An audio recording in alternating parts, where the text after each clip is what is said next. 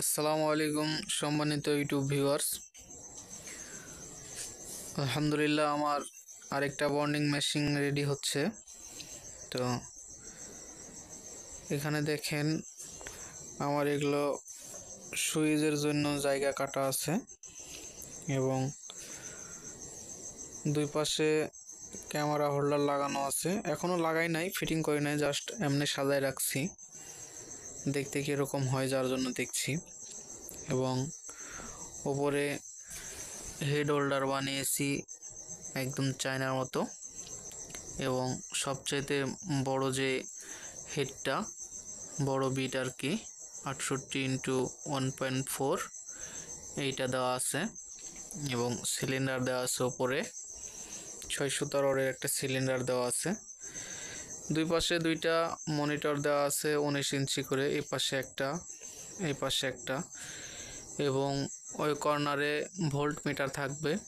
তারপরে আছে regulator, pressure metre, তারপরে দেওয়া আছে টাইমার, মিডিলে দেওয়া আছে টেম্পারেচার, তারপরে দেওয়া আছে একটা টাইমার এবং প্রেশার মিটার দেওয়া আছে এবং রেগুলেটর দেওয়া আছে হাওয়া রেগুলেটর করার জন্যে। তো এই মেশিনটা আল্লাহ দিলে মোটামুটি ভালোই হচ্ছে, ভালোই হবে মনে হয়। যদি আপনাদের ভালো লাগে তবে লাইক কমেন্ট শেয়ার করবেন। আমার মতো যারা গরিব মেশিন চালাতে পারে না তারা মেশিন চালাতে পারবে ইনশাল্লাহ আমার থেকে যদি কেনে। আমি এবং এই মালগুলা কম রেটে তৈরি করে থাকি। যদি কারো দরকার হয় তাহলে আমার সঙ্গে যোগাযোগ করবেন, ইনশাল্লাহ আমি এগুলো তৈরি করে দেব।